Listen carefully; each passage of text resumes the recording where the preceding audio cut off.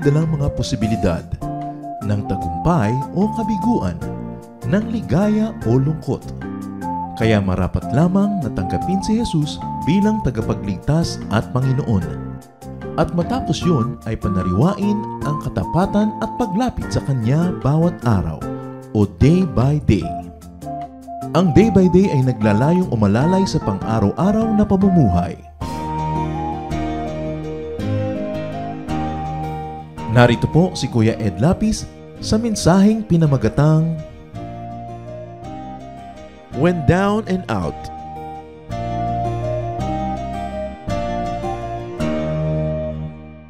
Mainam na itaas ang pangalan ng Panginoon, lalo pa nga ako ang mga tao ay may problema. Ang mga problema ay bahagi ng isang buhay na kumpleto at buhay na talagang makulay. James 4:14, why you do not even know what will happen tomorrow. And this kind of uncertainty is one of the realities of life that people have to live with. Na hindi natin alam na napakaayos ng lahat ngayon, biglang naiiba ang timpla ng buhay, nagkakaproblema. So dapat ang tao laging handa when we become down and out. Sabi nga nila, yung pagiging down and out, yung parang pinagtakluban ka ng langit at lupa, hindi ka uso, ikaw ang lagi ang may kasalanan o ikaw itong hindi productive, nangyayari sa buhay ng bawat isa sa atin. At dyan sa mga panahon na yan, nagiging napakahalaga ang pag-unawa natin sa salita ng Diyos at sa mga layunin ng Diyos sa ating buhay. You do not even know what a day may bring forth. At kung ang lahat po ng tao ay mayroong pagkilala sa katotohanan na yan, hindi magiging lubos na sorpresa sa atin kung minsan na tayo inaabot ng mga paghihirap sa buhay. What does it mean to be down and out? The dictionary gives very simple meanings: to be destitute, to be impoverished, to be weak, and incapacitated. At yan po ay nararanasan ng kahit sinong tao. Babae man siya o lalaki, matanda o bata, mayaman o mahirap, makapangyarihan o hindi makapangyarihan, nadaranasan natin yung tayo down and out. Yung parang pinagtakluban ka ng langit at lupa, parang hindi ka uso, wala nang puwang para sa'yo sa buhay na ito. Yung iba po na hindi nakakalampas sa ganyang negative feeling, kuminsan they even kill themselves. Or they become desperate and kill others. At dapat handa tayo sa ganyang mga uri ng panahon. What can we do and what wisdom can we glean from the Bible as to about what we can do when we are down and out? When you are down and out, acknowledge your situation. Accept your situation. Nothing can be changed without facing it first. Dapat tinatanggap. Yun po mga on denial, yun ang mga hindi nakakalutas ng kanilang mga suliranin. Yung ikinukuble nila yung katotohanan at pinipilit nilang ibahin sa kanilang pagkaunawa, yung malinaw naman dapat at kitang-kita nila na may problema. Psalm 42 verse 6, my soul is downcast within me. Isang uri ng pagtanggap ng aking espiritu ay nanlulugo-lugo. Sabi ko noon, ang aking espiritu ay nanghihina. Psalm 38, 6-8, I am bowed down and brought very low. All day long I go about mourning. My back is filled with searing pain. There is no health in my body. I am feeble and utterly crushed. I groan in anguish of heart. Napakalalim po at napakataas ng mga naabot ng emosyon ng Psalms. At kung atin pong nanamnamin yung mga damdamin na nandiyan sa mga tula na ito at mga awit na ito, ay hindi mahirap mag-identify sa mga kalagayan natin kung ito'y dumarating sa ating buhay. Kinikilala niya na sobra daw akong napayuko, sobra na ako na-humble, sobra na akong nakuba sa mga problema at sa mga hirap na dinadara. Proverbs 14:10 and 13, each heart knows its own bitterness. Even in laughter, the heart may ache, and joy may end in grief. Isang malungkot na katotohanan, subalit hindi kailangan sobrang maging malungkot dahil pwede namang maiba ang inuuwian ng ganitong mga kalagayan sa buhay. At ang tangi lang daw na yung may-ari ng puso, yung may katawan, yung may kalooban ng lubos na makakaunawa sa lalim ng kanyang mga kapighatian. Sa mga pait na kanyang dinaranas, walang pwedeng makishare nun. People can only approximate. So huwag po natin sinasabing, I understand. I know. We don't know how people feel. And we don't understand. Kuminsan yan ang pinakamadalas at pinakamadali na pagbaliwala sa pamamroblema ng isang tao. Naintindihan ko yan. Lilipas din yan. Mga pananalita na hindi naman talaga nakaka-comfort. na gusto mong sabihin, hindi mo alam ang sinasabi mo, hindi mo nadaranas ang dinaranas ko, kaya huwag mong baliwalain ang aking nadarama.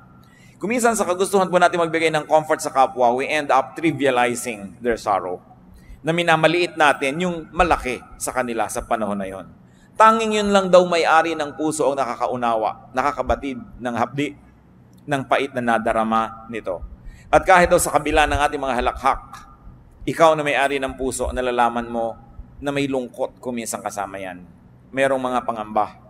Na kuminsan nagsasaya ka lang, kaya mga tao naglalasing, kuminsan nagpa-party, kuminsan nagwawala, nagkakalat. They're trying very hard to be happy or to appear happy or to sound happy because they know that they are not. Kaya sabi niya, alam niya yan, even in laughter, the heart may ache. Meron talagang nadarama ang isang puso at may mga kabigatan. Baliwala na ito ay itanggi. Dapat tanggapin mo, malungkot ako ngayon. I feel down and out. I don't feel nice. I feel low. I have such low self-esteem. Or I am sad. I feel dejected and rejected and alone. Yung pagkilala po niyan, isang unang hakbang na para tayo makaahon sa ating kinalalagyan. Another thing we do when we are down and out, limit your load. Kahit po mga tulay, makikita natin sa highway, load limit, 15 tons. Sa maliliit na tulay, 10T, nakalagay yun. Ibig sabihin, 10 tons, 10,000 kilos ang kaya lang dalhin ng tulay na yon. Laging may load limit. Kung may dala kayong carry-on baggage, sinusukat-sukat pa yan o lampas ka na sa timbang dahil ito lang ang iyong limit. At ang puso po ng tao may hangganan ng kaya niyang dalhin na pighati. Respect your load limit. Huwag tayong magpaka-superman or superwoman when we are not. Huwag nating pagmukhaing magaan kung hirap na tayo. Kailangan na bawasan ang pinapasan ng tao. Lalo't ang pinapasan ay kasalanan, hindi mo na madala-dala, kailangan magbawas ng mga kasalanan para gumaan-gaan ang ating nararamdaman. Psalm 38 verse 4, my guilt has overwhelmed me like a burden too heavy to bear. Wala na yatang bibigat pa na dalahin kesa sa guilt. Yung inuusig ka ng iyong budhi, napakahirap dalhin yan. At kung nilalasing mo ang iyong sarili, nililibang mo ang iyong sarili para malimutan mo ikaw nagigilty, lalo lang yan bumibigat. At kung tayo po ay nasa isang uri ng ginagawa natin na lalong nagpapabigat ng kalagayan, what is important to do is to get out of the game. Kailangan nakikita natin, ano ba yung source ng aking sorrow? Ano yung source ng aking mga pagiging down and out? Kailangan magbawas ako nito. Tanggalin ko ito o tumakas ako mula sa ganitong mga kalagayan. Ecclesiastes 11:10, so then, banish anxiety from your heart and cast the troubles off your body. So sabi, kailangang pilitin mong bunutin mula sa puso mo yung mga nakatarak na mga balaraw. Hindi yung ang lagi mo na lamang na idolo ay ang Mater Dolorosa, no, na mayroong 7 punyal na nakatarak sa kanyang puso. Tingnan mo naman ang facial expression. Di ba talagang nagkanda bigat-bigat na? Hindi dapat yun gayahin. Hindi dapat na napakarami mong pinapasan. May mga tao po kasi meron silang ganyan may messianic complex. They think that they are the saviors of the world. Papasanin nila ang daigdig. Pero merong kaya ang tao at merong hindi na kaya. Kung meron tayong activity na sobrang stress ang ibinibigay sa atin, stop. Have a break. Have a vacation from it. Kung meron tayong mga relasyon na talagang stressful, putulin, wakasan, o bigyan muna ng recess, bigyan ng break.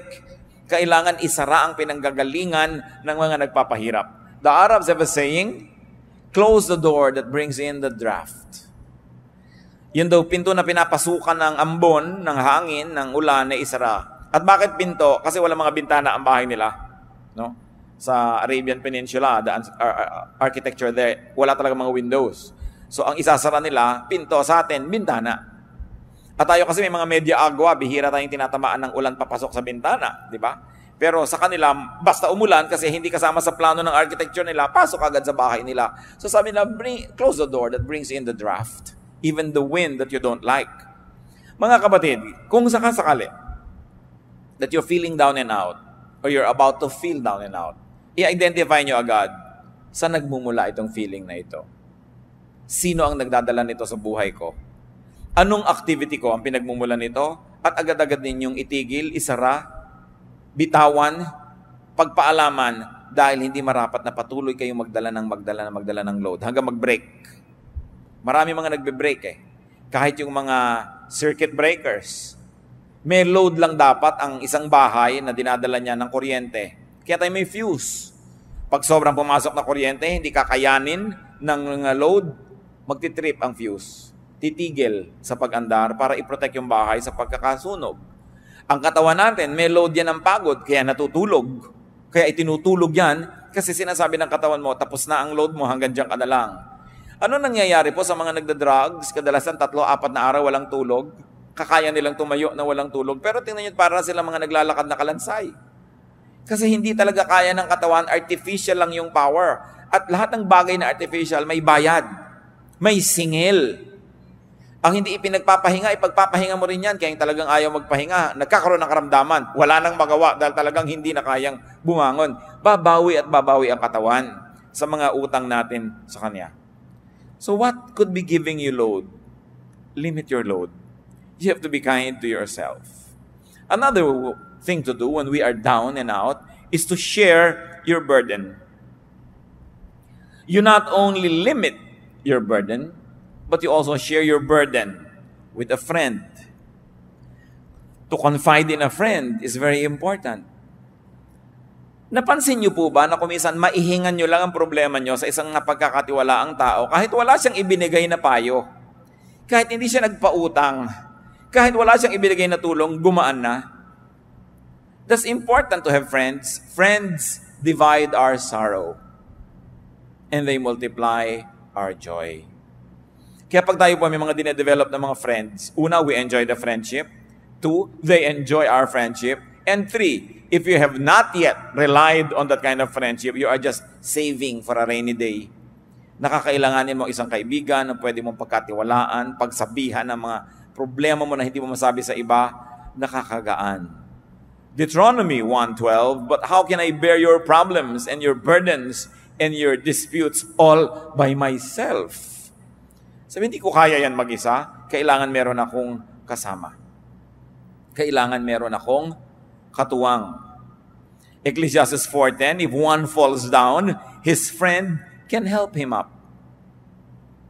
Kung wala kang ginawa kundi magyabang sa iyong kaibigan, magpa-impress, magpasikat, paano mong aaminin sa kanya ang iyong mga suliranin? Paano ka magpapatulong sa mga kabigatan?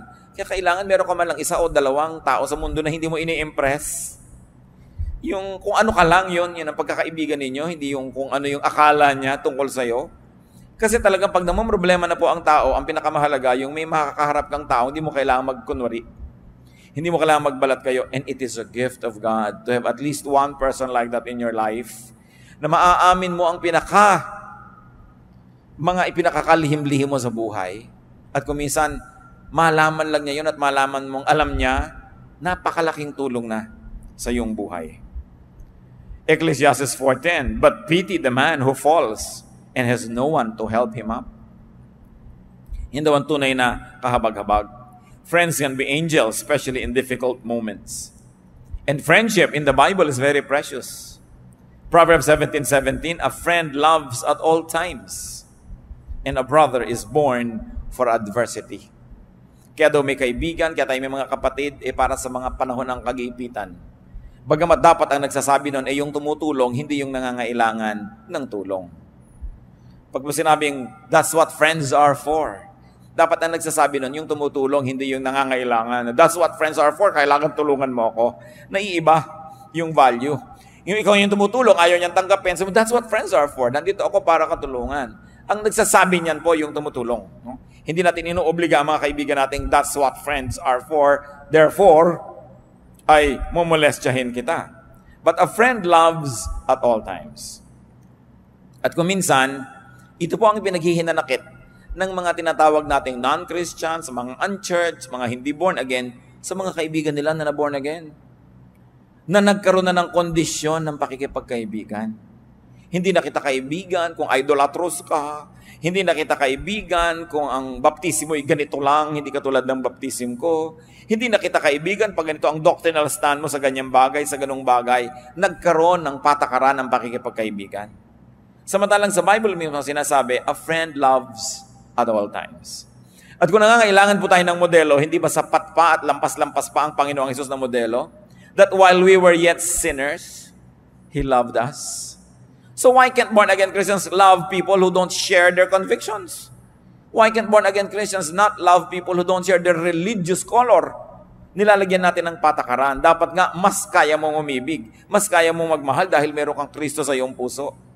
Pero yung iba, kumikitid talaga ang isip. Akala lang ibig sabihin na maging born-again Christian, Bible-based Christian, evangelical Christian, maging judgmental. Na pagka hindi ka nakakaabot sa aking mga pamantayan na pang-religyoso, hindi ako makikipagmabutihan sa iyo. I will treat you like a pagan, like an outsider. Nababaligtad. Dapat ang Kristiyano, mas kaya nating umibig ng walang patakaran. Sapagkat yun ang pag-ibig ni Jesus sa atin. At yun ang pag-ibig na minodelo ni Jesus na dapat tularan ng lahat ng nananalig sa Kanya. Proverbs 27 verse 10, better a neighbor nearby than a brother far away. Aanin mo nga naman ang kapatid mo na talagang mamamatay para sa iyo, pero ang layo. So maraming panahon daw, higit lalong mabuti ang isang kaibigan ng isang kapitbahay na malapit kaysa isang kapatid sa laman na malayo naman. At sabi pa nga ng Proverbs 18:24, there is a friend who sticks closer than a brother. May mga kaibigang higit pa sa kapatid kung magmahal. At yun ang mga kailangan natin Bihirang-bihira na iiwan ka ng kaibigan mo Mas marami pa ngayon iniwan ng asawa kaysa iniwan ng kaibigan. Kaya hindi ibig sabihin na kayo nag-aasawa na wala na kayong kaibigan. Although your asawa should be your best friend, no?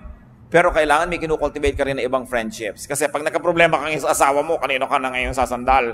Kanino ka na ngayon tatakbo? Kanino ka nahihingi ng tulong? Kailangan ang tao hindi nagsasara ng mga pinto niya sa mga mahahalaga niyang relasyon, lalo ang pakikipagkaibigan. Pero, at ito'y napakalaking pero, yung mga dati niyong kaibigan, no? Hindi niyo na dapat ipagpatuloy ang pakikipagkaibigan kung may asawa na kayo. At yung mga dating mga kaibigan, hindi na kayo dapat umaaten sa kasalan ng mga kaibigan ninyo na magpapakasal. Kasi day nila yun nang aagaw ka pa kuminsan ng eksena ng bride o ng groom dahil ipinaggigiitan mong yung sarili. Kasal nila, nandun ka. Nakaka-offend. At may mga nakita na akong ganyan. Kasal lang may kasal, nandun pumupuesto pa at nangaagaw pa ng eksena. Alam ng lahat na may kahapon sila na pinagsaluhan nung isa doon sa ikakasal. Tapos andun pa siya at gusto pang makisalo habang buhay. No? Kailangan lumalaki tayo sa lugar. But friends without the romantic connection must be maintained and kept.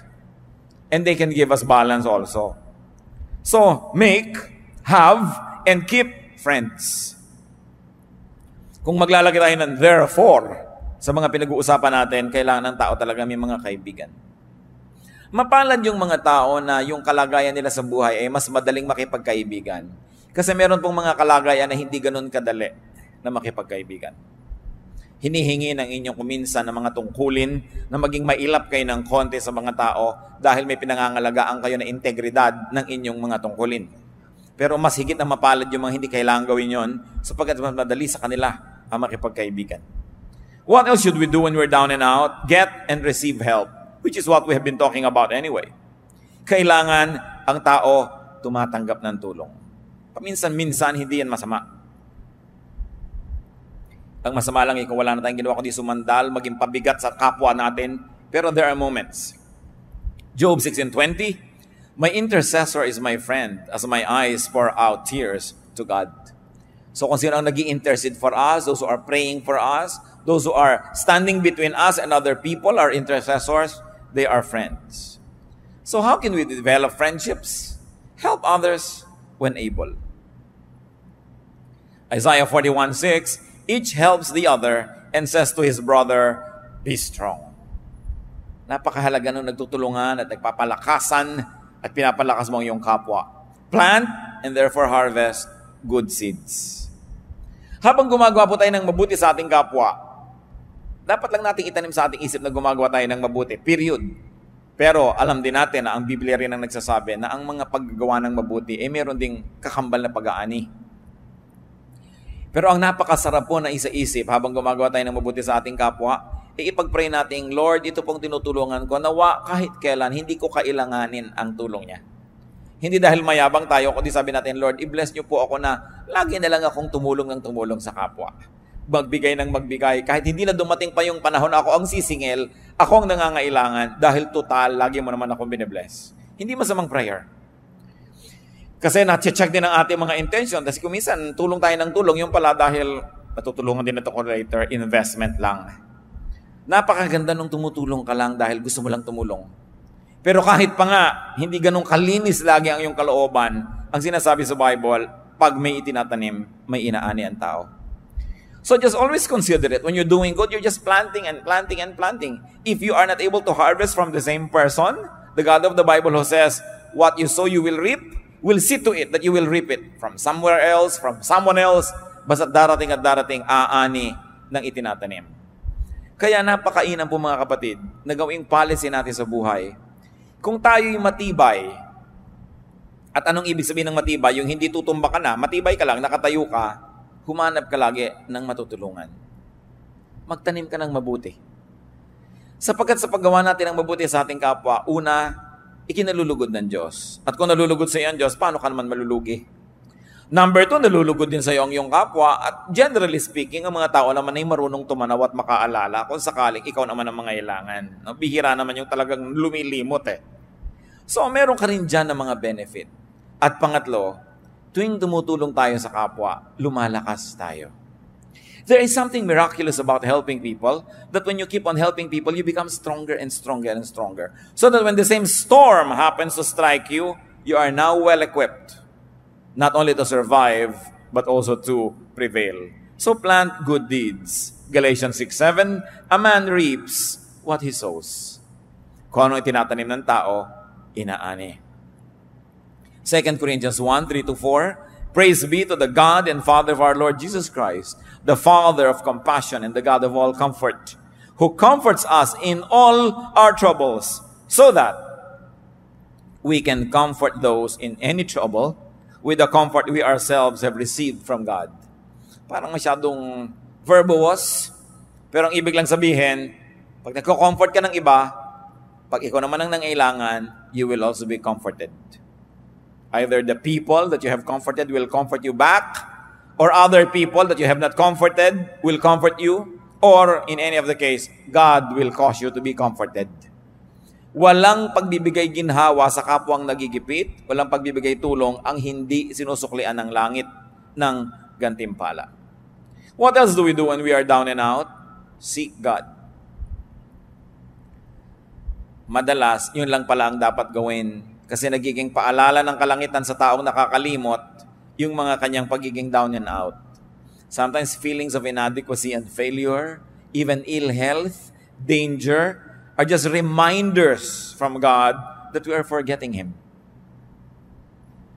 At ipanalangin natin na hindi na kailangan natin ng mga dramatic reminders from God para lang tayo magbalik loob at maalala siyang muli. Dahil talaga namang 99.99% ang taong nagigipit, nagkakasakit, nagkakaproblema, biglang nagiging makadiyos muli. Biglang-biglang nagiging relihiyoso na naman.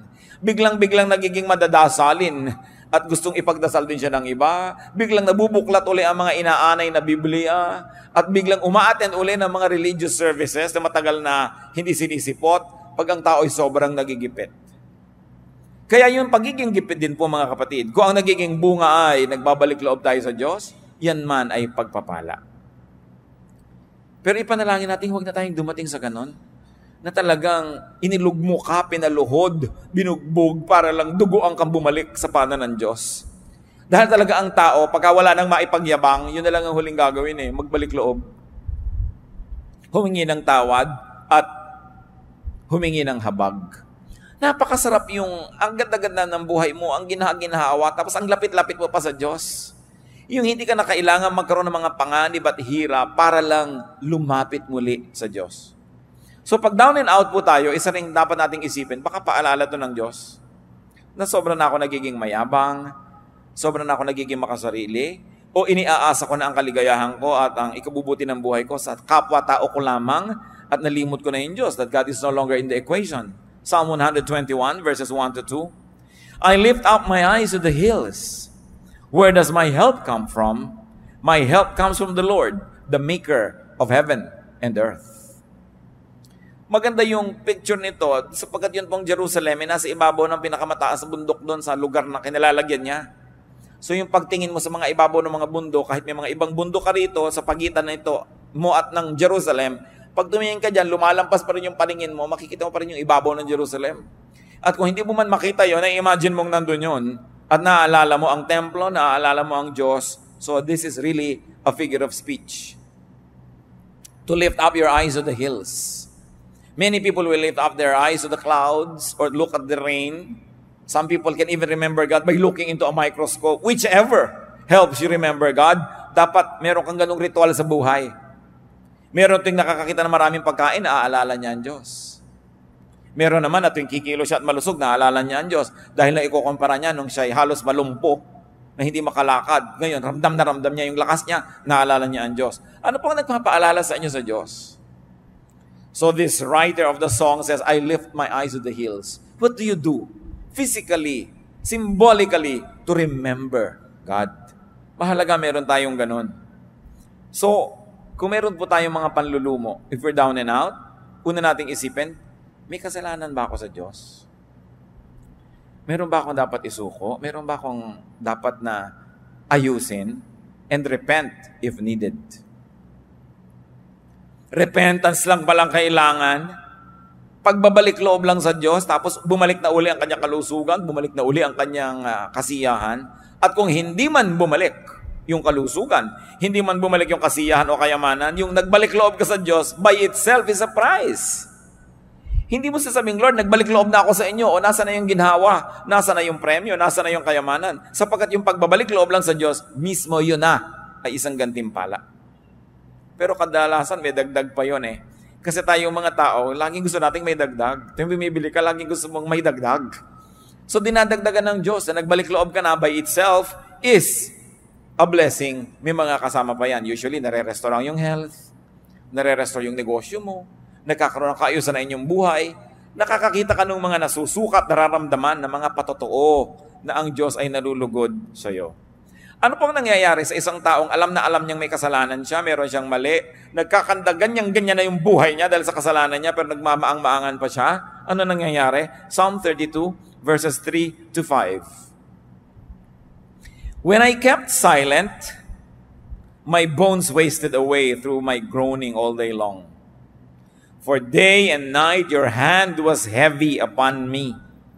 My strength was sapped as in the heat of summer. Then I acknowledged my sin to you and did not cover up my iniquity. I said, I will confess my transgressions to the Lord, and you forgave the guilt of my sin.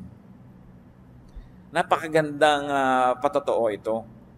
Inaawit-awit ng mga henerasyon ng mga mananampalataya. Sabi nung nagmaang-maangan ako, nung ikinubli kong aking mga kasalanan, itinago at pinagmukha kong hindi ito kasalanan, sabi, pati ang aking mga buto ay halos mga bulok nang hina. At yun po nagkakaroon ng mga sakit sa buto, ang makakapagpatotoo sa atin kung gaano kasakit ang sakit sa buto. Many of us have no idea kung gaano kasakit ang sakit sa buto. Sabi niya, my bones wasted away through my groaning all day long. At bakit daw? Dahil gabit araw, dinadaganan ako ng inyong kamay. Ano mangyayari sa isang taong dinadaganan ng kamay ng Diyos? Yun lang talikuran ka ng Diyos, napakalaki ng hirap yan. Yun lang hindi dinggin ang iyong mga panalangin, yung pangdaganan ka ng kamay ng Diyos. Wala kang susulingan. Hindi ko alam kung naranasan niyo ng madaganan, matulog kayo na mayroong isang kabambigas na nakadagan sa inyo. No? Isang kabambigas lang yun. Gaano kabigat ang Diyos? Kung tutuusin. So sabi, habang ikinakaila ko yung kasalanan ko, habang nagmamatigas ako, habang pinagpipilitan ko yung akin, at ayaw kong sundin ang yung kalooban, yan ang nangyari sa akin. Dinaganan ako, pinisa, pinipi, no? ng inyong kamay. Subalit, sabi niya, nung aminin ko ang kasalanan ko, at di ko na pinagtakpan pa ang aking sarili. Tinanggap ko ang aking pagkakamali at hiningi ng tawad, sabi ganon, nung ako'y humingi ng tawad at nagbalik loob, pinatawad mo ako agad. At inalis mo ang bigat na nakadagan sa akin. You took away the guilt of my sin. Yun ang bigat eh. Napakabigat. Bakit yung bigat ng loob, no? Hindi mo naman matimbang. Kahit sumakay ka sa timbangan, ang bigat ng loob mo, hindi naman nakukuha ng timbangan yung bigat eh. Pero alam mong napakabigat. At alam mo na kung ang gaan ang kalooban mo na halos magsayaw ka palaka dahil ang gaan. So ang sinasabi dito mga kapatid, bakit naman natin pinapatagal yung bigat? Lalo't kung alam naman natin ang pinagmumulan ni kasalanan. Lalo't kung alam natin ang pinagmumulan ni isang negative attitude, isang maling pananaw, ba't hindi na lang isuko yan? Total, susuko ka rin dahil hindi ka naman mananalo, Diyos yun eh. Pinapatagal mo lamang ang pahirap sa sarili. Sabi, isuko yan.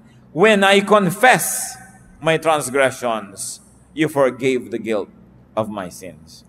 Hindi nga hininga ng bayad eh. Confession lang. Aminin mo lang at magbalik loob ka. So what do we do when we are down and out and we have found out that it's because of our personal sin? Seek and receive restoration.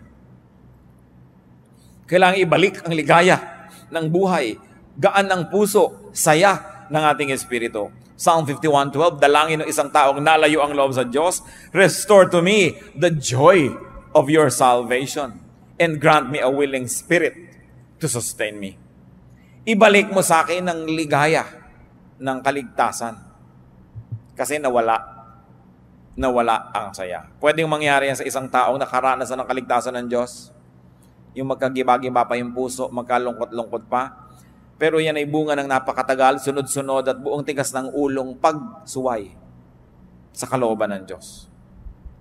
That is when we are down and out. What about when others are? What do we do when others are down and out? When people are down and out,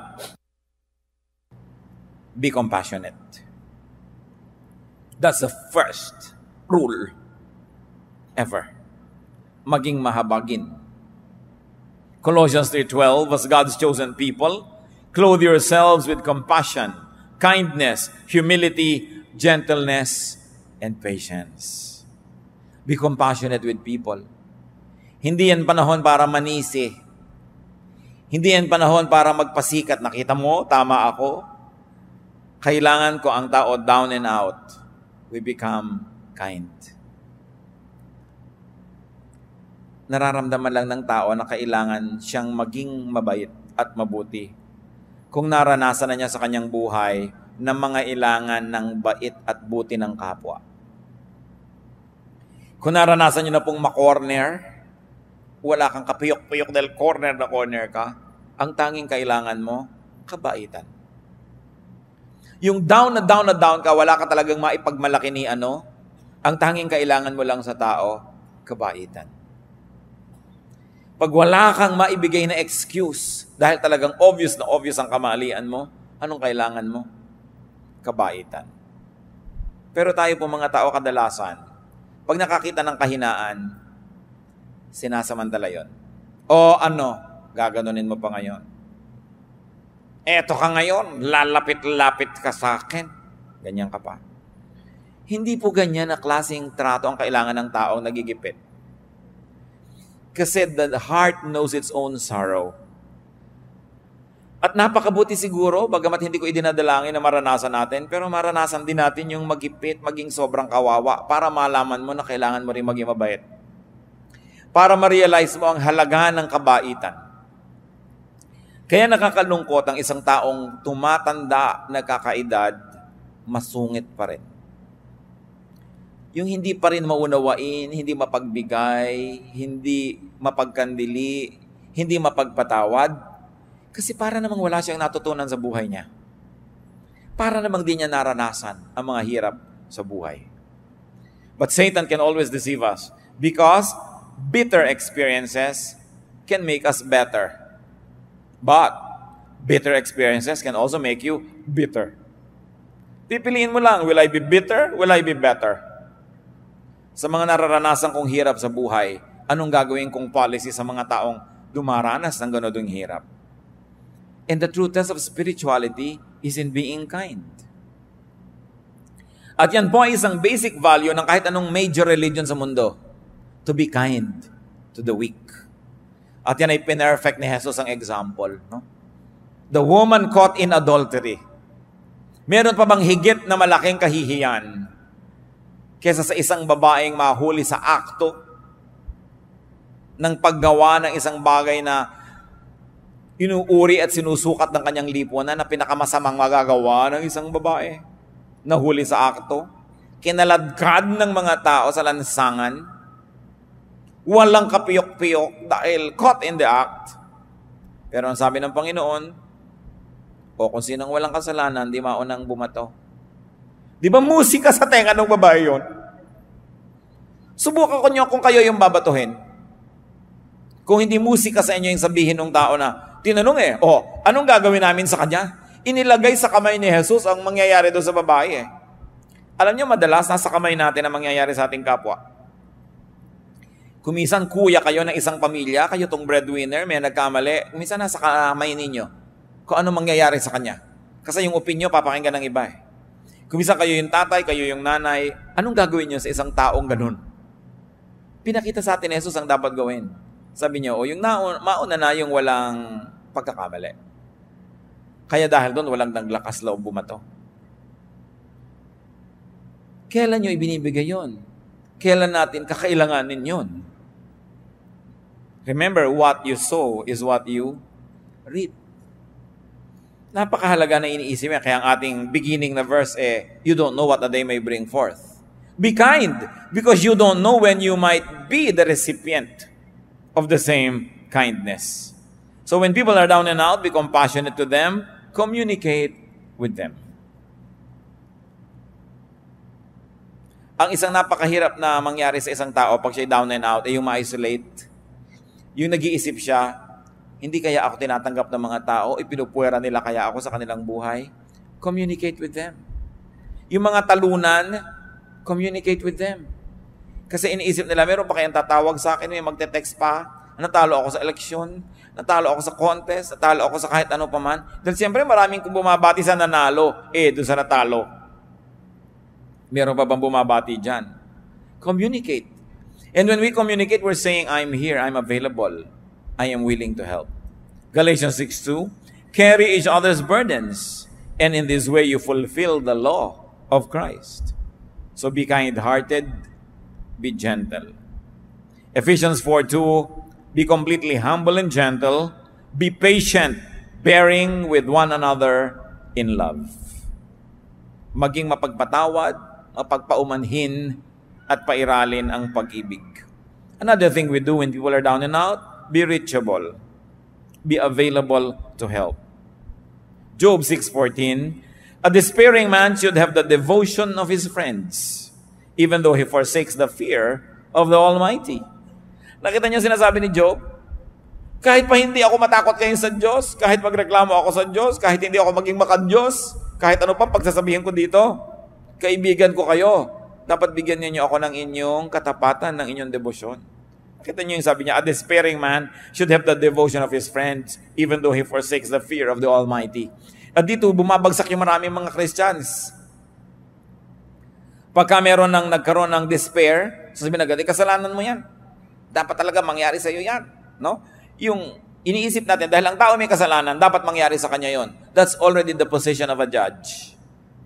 At ang sabi sa atin, judge not. Ang inuutos lang sa atin, merong nangangailangan ng tulong-tulungan mo without passing judgment. Let God be the judge. Total, God naman talaga ang may alam ng lahat. Siya ang nakakaunawa ng lahat, so hayaan natin yung paghuhusga sa Kanya. Ang gawin natin, yung inuutos sa atin, to be compassionate. And when people are down and out, do not preach. It's not the time to preach. Do not moralize or judge or persecute. Kailan po tayo dapat nagpipreach? Before a disaster. Before people commit a mistake. Tinuturuan natin, binibigyan natin ng mga paalala, ng mga example, encouragement. Pero oras na sila'y nagkamalit na dapana, ang susunod na gagawin na natin is compassion, kindness, love, support, para makarecover ang tao. Hindi preaching. Sabi sa Ecclesiastes, there's a time for everything and a time for every activity under heaven. So there's also a correct time for preaching. Dahil kung yung tao down and out, hindi nakikinig yun. Preach ka ng preach, nakikita niya gumagalaw yung bibig mo pero wala yan nadidinig. Kasi ang laman ng puso niya, yung kanyang pighati. Job 6:24-26, teach me and I will be quiet. Show me where I have been wrong. How painful are honest words. But what do your arguments prove? Do you mean to correct what I say and treat the words of a despairing man as wind? Ano pa yung context nitong si Job? Nung siya ay dinapuan ng kotak-kotakot na dilubyo sa buhay, bagamat alam natin siya ay mabuting tao sapagkat siya dumaan sa pagsubok. May 3 siyang matatalik na kaibigan na naglakbay ng malayo para makiramay sa kanya. At napakaraming araw at gabi ang lumipas na umupo lang sila doon kasama ni Job, walang kakibo-kibo, nakikiisa sa kanyang pighati. Subalit, matapos ang ilang araw, nagsimula na silang magsalita, isa-isa, walang humpay, taking turns, at isa lang ang sinasabi nila kay Job. Nagkaganyan ka, siguradong may kasalanan ka, aminin mo na. Yun lang ang sinabi nila, pagkahaba-habang poetry, basahin mo, ang daming mga stanzas, pero yun lang, hindi pwedeng magkaganyan ka kung righteous ka. Siguradong may mali ka. Anong malay nila? Alam na alam natin because the Bible writers tell us that Job went through a trial. Anong malay mo kung isang tao very righteous pala and going through a trial? Ba't mo i-judge? Kaya sabi nitong si Job, napakasakit na inyong mga salita. Ano ba ang gusto nyo gawin ngayon? Ituwid nyo lahat ng mga sinasabi ko at baliwalain nyo ang lahat ng aking mga pangangatwiran. Ang ipinagpipilitan ninyo, dapat mangyari sa akin to dahil meron akong kamalian. At marami po ko alam mga kapatid, mga Christian na naman, pupunta sa may sakit na malubha. Kawawa ka naman, sister, ito ang pinya, o ito ang ganito, ito ang ganyan. Mamaya, sister, baka naman may dapat kang i-confess. Wala, bakit ka nakaganyan?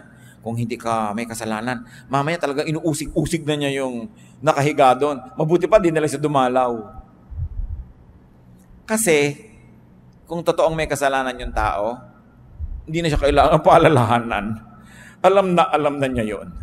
At kung kayo may sugat, gusto niyo bang dinudot-dot po? Ay, may sugat ka. Ito yung sugat mo. Diin mo pang ganun. Hindi mo kailangan yun. Sensitive ka na nga. Ang kailangan mo ay kabaitan ng tao. At hindi ko man naging mabait sa'yo, ay magpapalusot ka na sa Diyos. Lalo ka nga nagigilty kung mabait yung kaharap mo, di ba?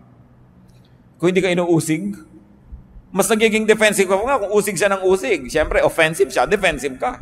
Pero kung walang offense, there'll be no need to be defensive. And people can be more open to the ministration of the truth. So, if people are down and out, it's not a time to preach. Mga kapatid, kung magpipreach kayo sa isang taong nagkamali na, ibig sabihin, hindi kayo nag-preach bago siya nagkamali.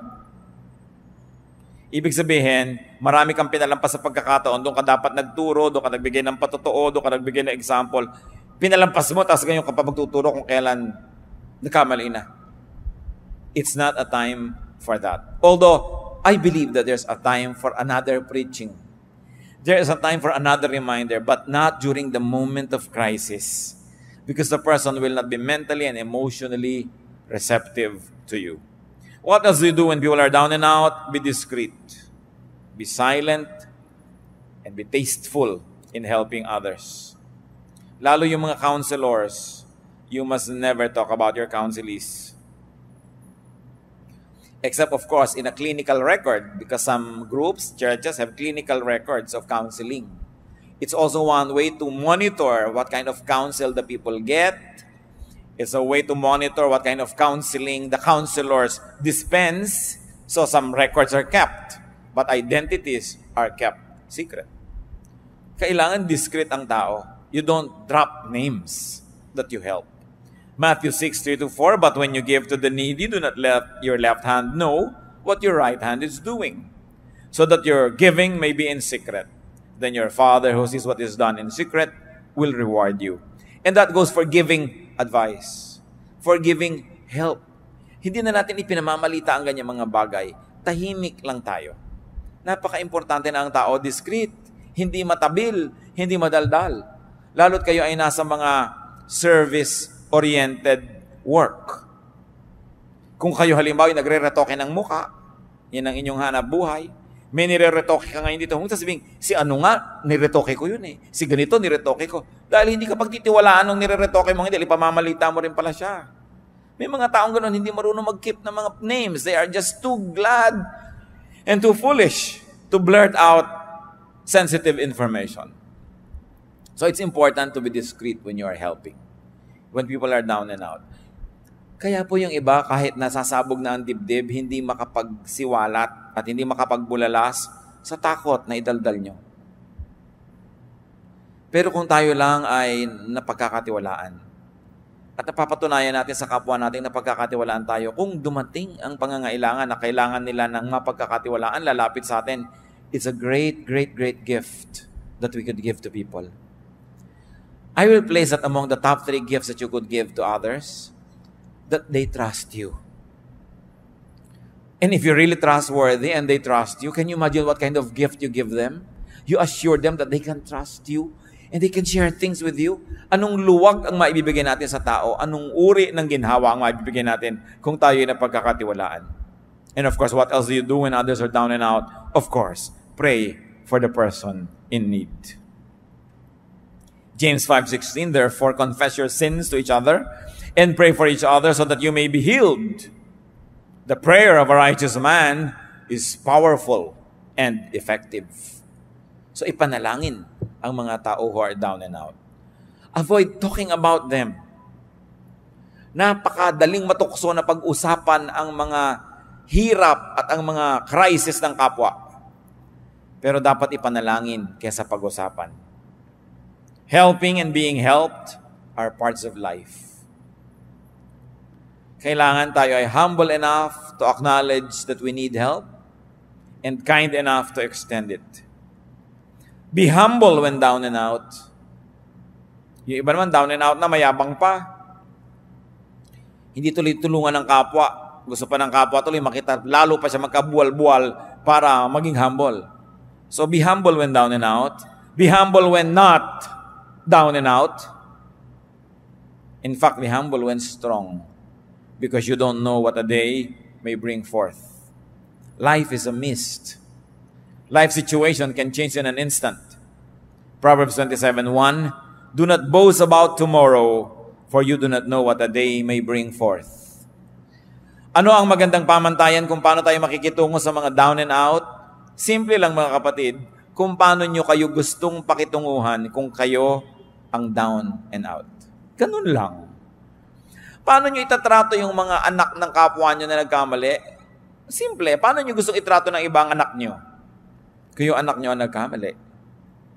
Paano nyo itatrato yung mga nadapa? Simple. Kung paano nyo gustong maitrato kung kayo yung madapa. Be kind and gentle. Be ready to help and be willing to be helped. Aming Diyos, salamat sapagkat kayo yung Diyos na nagtuturo ng mga maraming mga practical na bagay sa buhay. Na bagamat ang buhay na ito ay maaring mapuno ng mga hirap, mga pagsubok, pasanin, hindi naman nawawala ng tulong na available from you and from your teachings. Turuan niyo kami, Panginoon, na maging mabait sa aming kapwa, maging sa aming sarili. Magbawas kami, Panginoon, na nagpapabigat sa aming buhay. Turuan mo kami ngayon, Panginoon. Yumuko tayo sa presensya ng Diyos. I like to pray. I am moved by the Spirit to pray. Nais ko ipag-pray ngayon ang mga kapatid nating narito sa ating pagbubulay-bulay at pag-iisip. Lalo naging malinaw sa inyo na meron kayong mga pabigat sa buhay na kayo rin naman na may kagagawan. O kung di man kayo ang diretsahang may kagagawan, pinapayagan nyo kasi kaya kayo nabibigatan. Pero ngayon, gusto nyo lumabas sa bulwagang ito na gumaan ang inyong dala. Kung ngayon, nagpapasya kayo, natitigilan nyo na ang paglalagay sa sarili nyong likod ng mga pabigat, o kaya di na kayo papayag na pabigatan pa kayo ng mga iba o ng mga sitwasyon. I like to pray for you. We will ask God for strength and we will ask for God's help that you may be able to do the right thing to do to limit your load. Kung kayo ito, na sinasabi niya, ako'y may kagagawan kung ba't marami rin ako mga dalahin, pero ngayon gusto kong gumawa ng commitment na gagawin ko na kung ano ang magagawa para mawala ang pabigat na ito. You want to make that commitment, we'll ask for strength, you stand up, we're going to pray. Salamat sa Diyos dahil kumikilos siya sa ating mga puso. Gusto niya tayong umuwi na magaan, hindi mabigat. Para ano pa natin dinig mo ang salita ng Diyos kung uuwi ka rin at dala mo na naman ang dala mo mga pabigat, parang walang narinig. Parang hindi tinablan ng salita ng Diyos. Hindi nakakahiyang sabihin sa Diyos na, Diyos ko, responsible din ako kaya marami kong dala. So ngayon tatayo ako, sabihin ko, Lord, with your help, titigilan ko na. Ayoko nang payagan ang ganito mga bagay. Hindi na ako lilikha ng sarili kong mga pabigat o kaya pipigilan ko na ang pagpapabigat sa akin na gawa ng iba. Kung may nais pang tumayo, pagtayo na pagkilala na kailangan natin ng Diyos. Nais siyang kinikilala siya. We declare that we believe. Heavenly Father, sa pagtayo ng mga anak mo, gumawa po kayo, Panginoon, na isang himala. Bigyan nyo ng kakayahan ang mga anak mo na gawin ang dapat gawin. Kung ang mga tumatayo ay dahil sa silang may kagagawa ng sarili nilang mga kabigatan, turuan mo ng gagawin para matigilan ito, O Diyos. Lalong-lalo kung alam na naman ang dapat gawin, ang ibigay niyo, Panginoon, isang matibay na pasya na itigil ang mali at gawin ang tama para mawala ang mga pabigat na sila mismo naglalagay. At kung sa pagtayo ng iyong mga anak, meron na mga kabigatan galing sa iba, pero pinapayagan nila. Ang kahulugan ng pagtayong ito, Panginoon, na ayaw na nilang payagan ito, they will say no. Kailangan ng paninindigan, ibigay mo, O Diyos, ang tibay ng loob, tapang at lakas na tumanggi sa impluwensya ng ibang tao, sa impluwensya ng masasamang espiritu, sa impluwensya ng mga kalagayan na labas sa kanilang katawan at labas sa kanilang kapangyarihan. But to resist, you have said it, O God, resist the devil and he will flee from you. By standing up, many of your children would like to resist the work of the devil in their lives. O Lord, give us the wisdom to know specific steps, what to do and what not to do, para huwag payagan ang patuloy na pagpapabigat sa buhay na galing sa labas. Ang pagtayong ito, Panginoon, napakasimpleng gawin ng isang katawan, subalit isang sagisag ng pagkilalang kailangan ng iyong kapangyarihan. Igawad mo, Diyos, ang kapangyarihan, karunungan, kaliwanagan na kailangan ng iyong mga anak para mapagaan ng mga buhay mula sa mga sariling kagagawan o kagagawan ng iba. Tanggapin niyo ang hinihiling niyo sa Diyos na kalakasan at magsiupo kayo, patuloy tayong yumuko sa presensya ng Diyos. Napakainam manalangin. Salamat, Diyos, sapagkat kami pinapalaya ninyo. Salamat, O Diyos, sapagkat kayo ay napakabuti. Nais kong manalangin pa, mga kapatid, kung sino man sa ating may mga kabigatan sa buhay na hindi nyo na maintindihan, nagkabuhol-buhol na ang dahilan kung ba't mabigat ang buhay nyo, basta hihingi tayo sa Diyos ang kagaanan. Kung kayo may kagagawan o iba, hindi na yun ang mahalaga, hihingi tayo ng relief. Aaminin natin sa Diyos na hindi natin to kaya. Ang bigat-bigat. Ang gusto lang natin, pahinga. Hindi lecture, hindi mapagalitan, hindi masermonan, kundi pahinga, kabaitan, kabutihan ng Diyos. Tumayo kayo kung itong kailangan nyo sa buhay. Mananalangin tayo.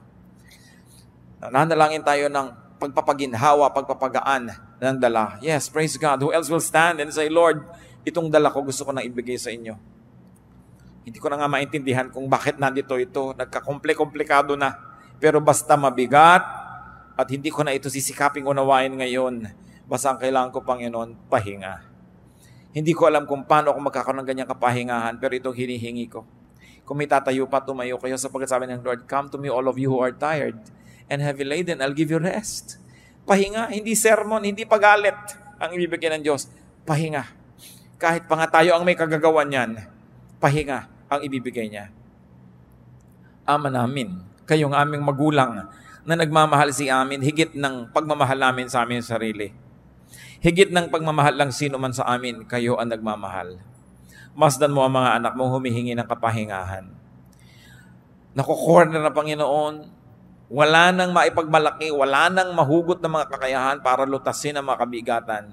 Tanging habag mong hinihingi. We are not asking for justice, O God. We're asking for mercy. Because you are a merciful God. Mahabagin. Kayo'y Diyos na maawaing tunay. Kahabagan niyo po ang inyong mga anak sa kabigatang dinadala. Anuman, sino man ang dahilan ng kabigatang ito.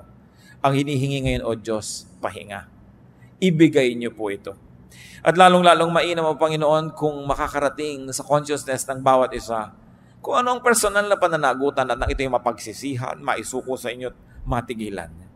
Subalit, yan man ay dumating o hindi, we're just asking, oh God, for first aid. We're asking for immediate attention from your kindness that you give these people rest. Bigyan mo, Panginoon, ng tulog na mahimbing. Bigyan mo, Panginoon, ng gana sa pagkain. Bigyan mo, Panginoon, ng gana sa buhay, lakas ng loob at pag-asa, kahit pa nga ang sinasabi ng pang-araw-araw nilang kalagayan ay mahirap mangyari ito, isang himala, O Diyos. Pagbabago ng isip, pagbabago ng espiritu at kalagayan ng pananaw ng espiritu ang hinihingi namin. Rest. We know, God, that we don't deserve to ask for these things, but you promise that you will give when we ask. You promise that you will open the door when we knock. So we knock in the name of Jesus, your Son, and ask you, Father, give rest to these people. Maupo kayo, mga kapatid, at patuloy kayong manalangin. Tanggapin nyo sa pananalig ang hinihingi nyo sa Diyos. Huwag kayong mag-alinlangan na ibinigay ng Diyos sapagkat pangako niya ibibigay pag hinihingi. Hindi natin kailangan magbayad, binayaran ng Panginoong Jesus. Mabuti ang ating Diyos. Manalangin tayo at patuloy tayong yumuko sa presensya ng ating Diyos at makipagnig sa Kanya. Ano pa man ang unfinished business that you have with the Spirit of God, pray in silence, and may the Spirit of God minister to each one of us.